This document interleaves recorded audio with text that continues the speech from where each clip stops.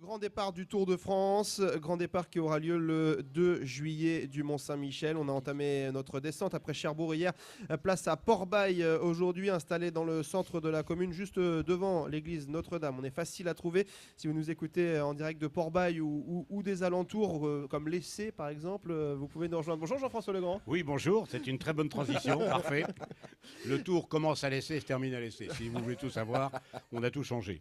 Jean-François Legrand, président de l'association du grand départ du Tour de France. Vous travaillez depuis plusieurs années maintenant avec ASO pour l'accueil de ce grand départ. D'abord, vous l'avez fait comme président du Conseil général de la Manche, puis comme président de cette association du grand départ. À 10 jours de l'événement, ça y est, vous avez terminé de travailler. Oui, À 9 9 jours. jours. 9 jours. Ah, oui, Vous oui. avez terminé de travailler. Vous avez terminé le travail, c'est bon. Maintenant, vous attendez. Pas encore tout à fait, il reste encore des choses à régler, mais ce sont des détails. Pour l'essentiel, oui, toute la logistique est prête. Est-ce que tout s'est déroulé comme vous l'attendiez? Est-ce qu'il y a eu des contretemps ces derniers mois notamment Non, on ne peut pas parler de contretemps, il y a eu quelques ajustements à faire, et un peu de diplomatie ici, un peu d'autorité ailleurs, et puis voilà, et les choses se sont parfaitement organisées et ont parfaitement coulissé, et l'ensemble des partenaires sont prêts à travailler. Vous êtes dans quel état d'esprit à J-9 justement? Heureux, Ouais. avec un H aspiré. Ouais. Non, vraiment heureux parce que tout est prêt et je voudrais quand même saluer ceux qui ont permis la réalisation de ce Tour de France, que ce soit les services de l'État, et vous savez dans quelle situation notre pays se trouve avec l'état d'urgence. Et là, les forces de l'ordre se sont mobilisées. On aura le GIGN, ça c'est une intervention de Bernard Cazeneuve particulièrement. On aura toutes les sécurités qui peuvent être aujourd'hui mobilisées. Les services de l'État, de la préfecture, et je veux saluer M. Witkowski, le préfet, qui a joué le jeu, mais vraiment au-delà de ce qu'on pouvait imaginer. Et puis, bref, tous les partenaires, ceux qui nous ont permis de réaliser financièrement les opérations, que ce soit Brittany Ferries ou les maîtres laitiers du Cotentin, qui sont les deux grands partenaires du Tour de France, que ce soit les tricots Saint-James qui nous habillent. J'ai ici, vous voyez, un blouson des tricots Saint-James. Je fais de la pub. Ouais, je vois ça. Et la casquette, c'est de la casquette, par contre, de Tendance Ouest. Donc, voilà, enfin bref, tous ceux qui... Et puis l'association, les collectivités, sans quoi on n'aurait pu rien, sans lesquelles on n'aurait rien pu faire, que ce soit les majeurs, les collectivités territoriales, la région aujourd'hui, mais les deux régions auparavant, le conseil général auparavant, le conseil départemental aujourd'hui, qui a mobilisé tous les services de communication, et bien évidemment l'ensemble des communes traversées. L'ensemble des communes, Port-Bail en particulier, où il y a une animation du tonnerre qui est mise en place par Guy Cholot. Tu vois, je te renvoie l'ascenseur. Merci. Voilà, oui, il me dit merci. Tu passeras à la caisse après, on verra. Donc, Est-ce que vous avez été surpris justement, puisqu'on parle de l'animation dans les communes, de l'engouement? Je discutais Oui. avec Christian Prudhomme récemment qui me disait je suis très surpris de voir que vraiment tout le monde a joué le jeu. oui, on a été vraiment surpris. Lorsque j'ai lancé, moi, les appels à projets, il y a maintenant plusieurs mois de cela, j'ai escompté 150 à 200 réponses dans le meilleur de mes rêves.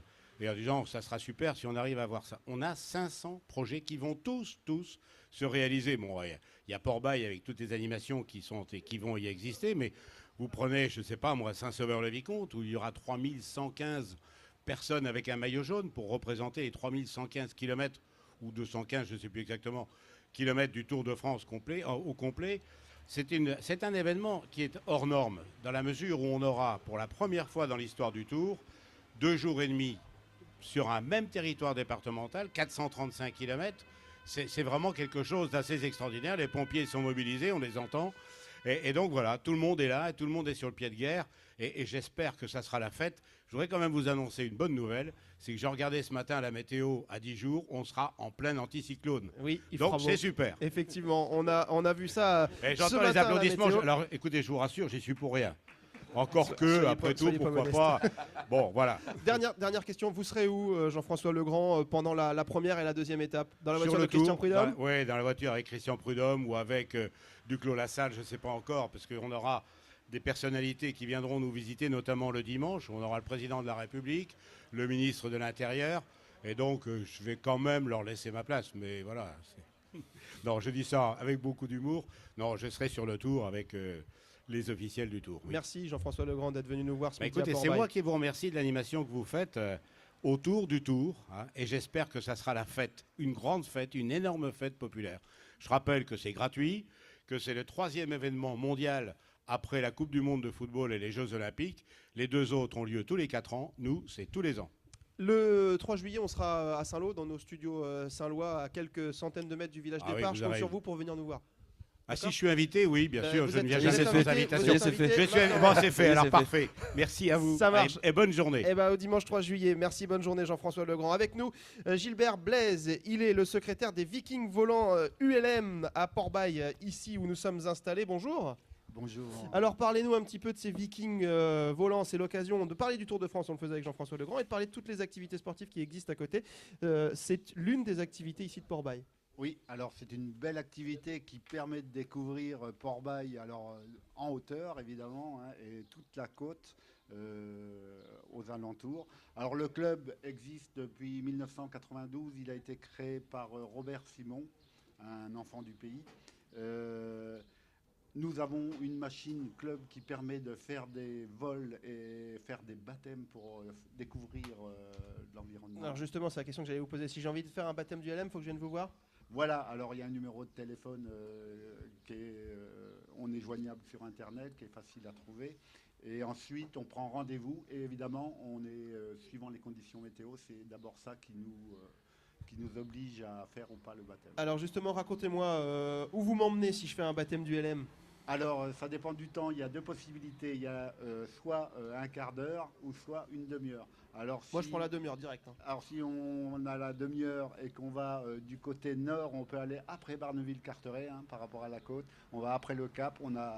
On peut survoler le Cap, qui est magnifique d'ailleurs, hein, avec ces petits villages et cette côte qui est superbe. Et si on va de l'autre côté, on peut aller bien après Denville, ou alors encore on peut aller sur les terres aussi. Mais généralement, les gens préfèrent rester sur la côte, qui est très jolie. Oui, très jolie côte. Avec donc ces baptêmes du LM possibles. On vous retrouve peut-être sur les réseaux sociaux, les Vikings volants, sur Facebook notamment. J'imagine qu'il y a une page Facebook. Oui, je pense. Alors là, c'est plutôt le président qui anime ça, un autre président qui est Marc Bienvenu, que je salue d'ailleurs. Merci Gilbert Blaise d'être venu nous parler quelques instants des Vikings volants. On va parler d'un autre sport, on va parler football. Ils sont les champions, ils ont gagné la Coupe de la Manche récemment. C'est l'US Côte des Îles, Sylvain. Ouais, ils se sont envolés, c'était pas très loin d'ici à Créance le 12 juin dernier. À la surprise générale, il faut pas se cacher, l'équipe de l'US Côte des Îles qui évolue en 2e division de district a tout simplement battu le grand favori de l'épreuve qui était l'US Sainte-Croix de Saint-Lô, future équipe de DHR au tir au but. Et nous avons le président, l'entraîneur et figurez-vous, le gardien de Côte des Îles qui lui est de Port-Bail. On m'a dit que c'était la star de Port-Bail. C'est la star de Port-Bail depuis le 12 juin, Valentin Cornière. On va commencer avec vous, Sébastien Passy. Vous étiez un président ému le 12 juin dernier sur cette même antenne dans l'émission Tendance Sport. Vous êtes un président quoi aujourd'hui ? Président heureux maintenant.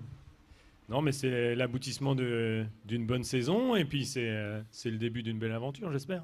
Cette aventure, elle a vu Côte des Îles vraiment avoir des pics et des gros creux, à l'image de ce que vous venez de vivre. Une saison en 2e division pour un club de Côte des Îles, c'est quand même pas forcément attendu quand on a évolué en DHR sous la dizaine d'années. Le but, c'est d'y retourner dans cette nouvelle DHR ?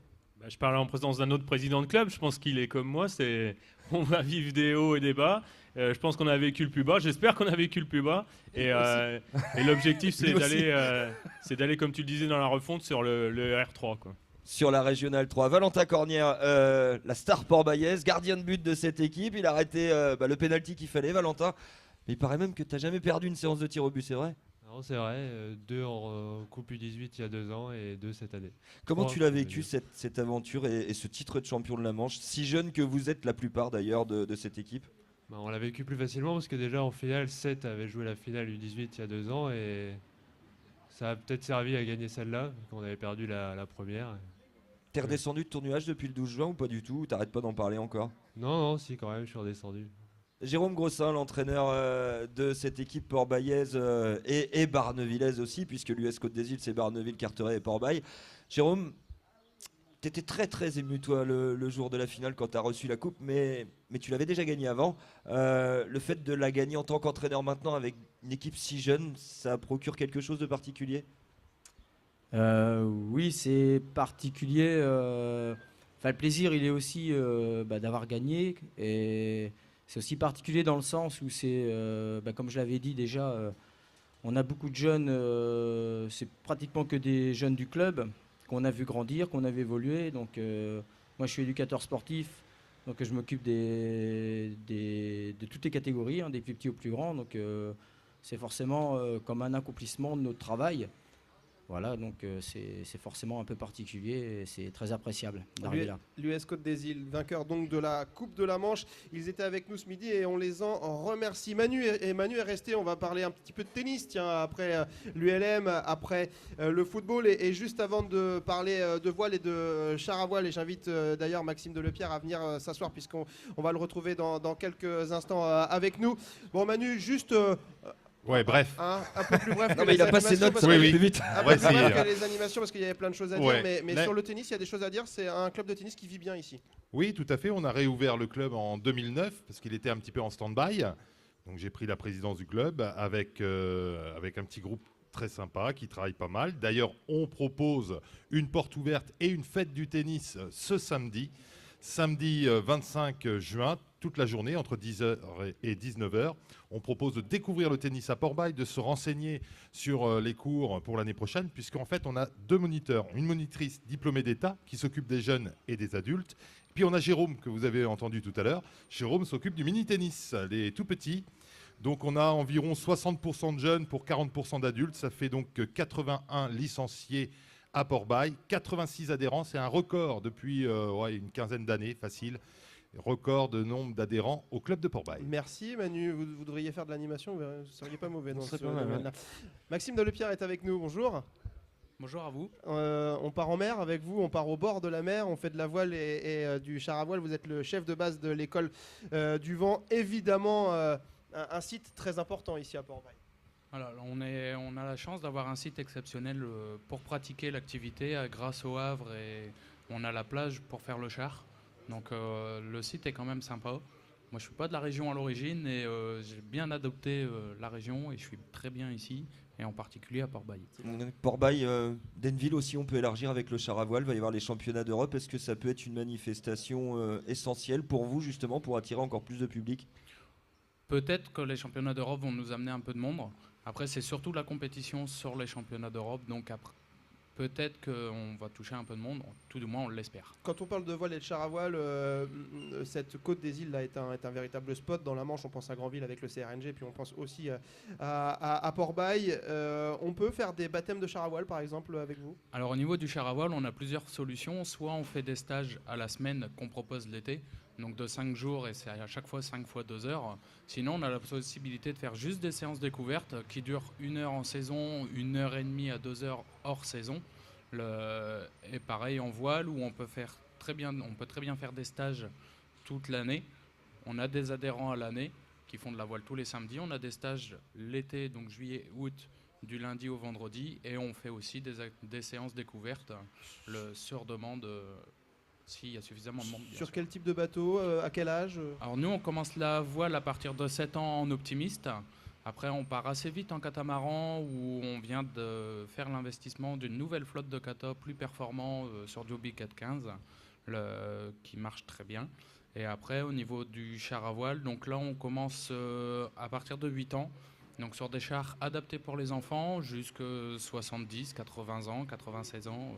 Il n'y a pas d'âge limite à partir du moment où on évalue, on peut le pratiquer et on fait aussi du char accès aux handicapés et sur les scolaires. Voilà, et c'est à noter. On vous retrouve évidemment à la base école du vent. C'est ici à Port-Bail. Merci Maxime d'être venu quelques instants nous parler de votre activité. C'est aussi ça, cette émission sur la route du grand départ. Sortez tout juste de l'eau en plus. Hein. Oui, qui sortait de l'eau, et on m'a dit ça tout à l'heure.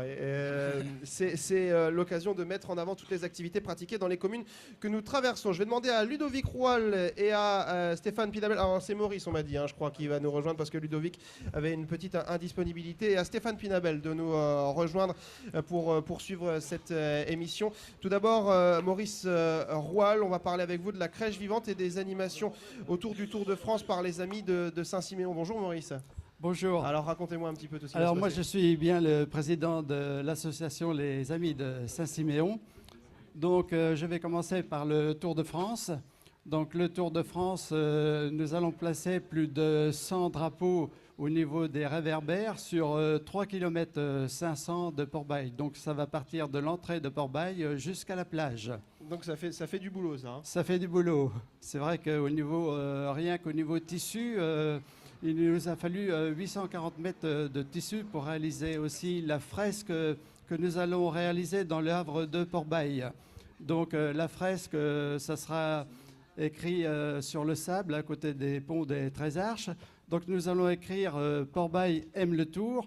Donc Port-Bail, ça sera écrit de la couleur verte. En plus, le cœur, donc ça sera pour dire qu'on aime. Donc ça sera en rouge. Et le tour sera de la couleur jaune. Donc cette fresque va faire 105 mètres de large par 52 mètres de haut. Si ça, c'est pas filmé par les caméras de télévision, alors j'y comprends rien. On parle aussi un petit peu de la crèche vivante Tout à fait. Donc la crèche vivante, nous avons voulu créer une crèche vivante à Port-Bail pour l'animation l'hiver, aussi en Côte des Îles. Donc nous sommes 50 acteurs à jouer cette crèche vivante. Donc nous jouons la crèche vivante juste à côté où nous sommes placés de l'église Notre-Dame. Donc l'église Notre-Dame à l'intérieur est totalement motorisée parce qu'on fait les décors de l'époque. Donc on recrée un village palestinien. Donc Ludovic n'a pas pu venir, donc c'est notre metteur en scène de la crèche vivante. Donc nous jouons 12 scénettes avec des changements de décor. Donc nous avons joué 4 ans, donc cette année ça sera la 5e année, donc on pense dépasser les 10 000 spectateurs, donc ça nous fait une moyenne quand même de 2 000 spectateurs par an. Donc nous avons voulu que la crèche vivante de Port-Bail soit quelque chose en son et lumière, quelque chose qui soit qu'on ne trouve pas dans la Manche, donc c'est quand même quelque chose, et on veut que ce soit quelque chose historique, donc le scénario est fait avec des écrits que nous avons été recherchés, piochés dans l'histoire. Donc c'est quelque chose quand même qui est vraiment... Il faut venir en famille découvrir cette crèche. Et on laissera les auditeurs...